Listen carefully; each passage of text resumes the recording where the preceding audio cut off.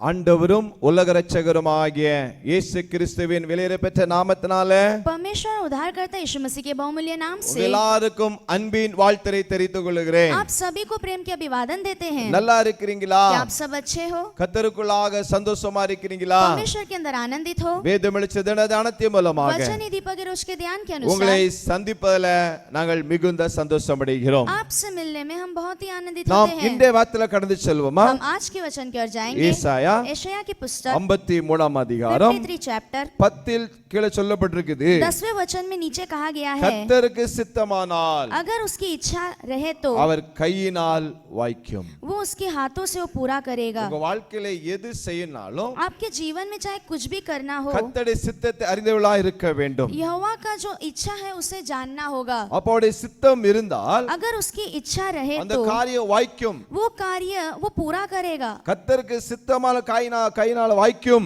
यहोवा की इच्छा हो तो उसके हाथों से वो पूरी हो ஒரு जाएगी। வேலையா இருக்கலாம், चाहे वो काम होगा, எதிர்கால வாழ்க்கையா இருக்கலாம், भविष्य की जिंदगी होगी, படிப்பா இருக்கலாம். पढ़ाई होगा। நீங்க சொல்லணும், आपको कहना உங்களுடைய है சித்தம் என்ன அதை நிறைவேற்றும். जो आपकी इच्छा है वही पूरा कीजिए। அந்த சித்தத்தோட கையினால நிறைவேற்றுவா. वो आपकी इच्छा को, वो उसकी इच्छा को अपने हाथों से पूरा அப்ப करेगा। தேவ சித்தத்தை ஒப்பு கொடுங்க. तो परमेश्वर की इच्छा के अनुसार अपने आप को உங்க सौंपिए। சித்தத்துக்கு நீங்க ஆண்டவரை சொல்லாதங்க. अपनी इच्छा के बारे में परमेश्वर से मत உங்க कहिए। விருப்பத்தை சொல்லாதங்க. आपकी जो भी चाहत है वो मत உங்களுடைய कहिए। சித்தம் என்ன?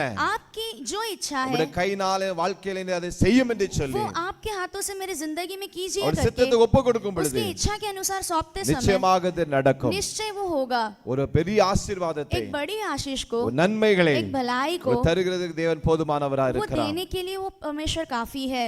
சொல்லுங்க, कहिए, கர்த்தருடைய சித்தம் வாழ்க்கை நிறைவேறட்டும். यहोवा का इच्छा मेरे जीवन में पूरा हो जाए। பெரிய ஆசீர்வாதம் உங்களை காத்து एक இருக்கிறது. बड़ी आशीष आपके लिए इंतजार में है, அது நிறைவேறும். वो पूरा होगा। நாம் செபிக்கலாமா? हम प्रार्थना करेंगे। நல்ல பிதாவே, நன்றி செலுத்துகிறோம். अच्छे पिता, आपको धन्यवाद இந்த करते हैं। வேளைக்கு உமக்கு ஸ்தோத்திரம். इस समय के लिए आपको धन्यवाद। உம்முடைய பிள்ளைகள் எந்தெந்த காரியங்களுக்காக இன்றைக்கு பிரயாசப்பட்டு கொண்டு இருக்கிறாங்களோ आपके बच्चे जो जो कार्य के लिए आज कोशिश कर रहे உம்முடைய हैं, சித்தத்தை ஒப்பு கொடுக்க கிருபைகளை கொடும். आपकी इच्छा के अनुसार सौंपने के लिए आप अनुग्रह ताழ்த்தி दीजिए। செபிக்கிறோம். दीन करके प्रार्थना करते हैं। இயேசு மூலம் ஜெபங்களும் நல்ல பிதாவே. यीशु मसीह के नाम से मांगते पिता, ஆமென். आमीन।